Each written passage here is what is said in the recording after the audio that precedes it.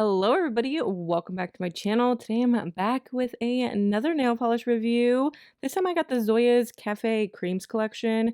This is a 6-piece set. It was just recently released. ZOYA'S been breaking up their collections here recently, and I gotta say, I think I appreciate it so much more because it just makes it easier to digest, right? Like it can be a little overwhelming when you get 12 polishes at once, but with 6 at a time, I can definitely hang with it. So all of these polishes were sent to swatch and share with you guys. They are available on the Zoya website, so I will leave the links in the description box down below.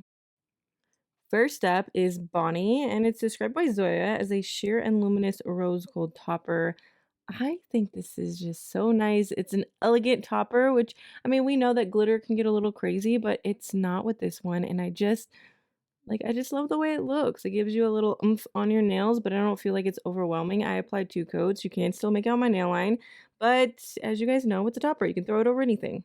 I really enjoyed this one. I feel like it stands on its own in my collection, which is saying a lot because I have a lot of polishes. It's not really that complex. It's just a rose gold topper, but it is kind of simple. And I feel like a lot of times anymore, brands are trying to come out with something new, something different. But Zoya kind of went back to the basics with this, actually, with this whole collection, and I'm really enjoying. This one here is Biscuit, and it's described as a warm, milky brown mocha with a peachy undertone and creamy finish. Definitely heavy on the peach. I feel like it clashes with my skin tone a bit. I would say for myself, at least overall, I'm more neutral, but on my hands, I don't know what it is about this. This peach is definitely pulling out the red in my skin or the pink.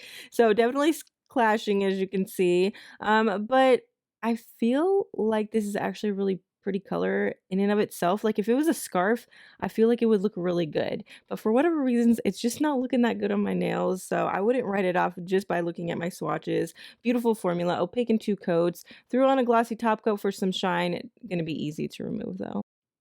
This one is definitely more my speed. This is Kahula. It's a gingerbread brown with warm reddish undertones. That red just makes this look more like I don't know, like a brownie pink. I just think it looks a lot better on my skin, as you can see. Uh, not clashing so much with this one. The formula on this I did find to be a little bit on the thinner side, but sometimes Zoya polishes are that way, and it's not a bad thing because Zoyas are known for thickening. So just keep that in mind. I built it up into 2 coats, as you can see. Beautiful formula. Threw on some top coat for some shine, and removal's easy. Next up is Remington. It's a creamy natural darkened rosewood brown. I love the name on this one, and I love the way that it looks against my skin. That's definitely like a selling point to me, right? I think that it is for all of us. If a polish doesn't look good, sometimes it can make us not feel good. Although there are those polishes out there where it's just like, I don't care. I love the color so much. But with this one, it's not really that way. I think it looks good and I feel good wearing it. I built it up in 2 coats.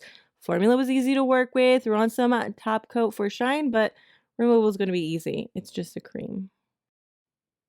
Here we have Constance, which is a deep plum cream with blue undertones. This looks like a dustier kind of purple. Definitely appropriate if you like to wear seasonal shades. It's going to give you that muted purple that you might be looking for. I built this one up in 2 coats. Formula was just perfect. I mean, just absolutely perfect. Enjoyed wearing this one. Threw on top coat for some shine, and removal was easy. And the last one is Ophelia. This is described as a cool, moody, blackened brown cream. This is the kind of shade that's perfect for people like myself who are intimidated by wearing just pure black. And I really don't know why that's intimidating, but it is. I find myself more interested in trying some other variations like a hollow black or like a shade like this. I think it's perfect. It gives you that depth without being too dark. The formula on this was fantastic, opaque in 2 coats. I do see this one thickening over time. As you could tell, that first coat was a little bit thin, but it built up well in 2.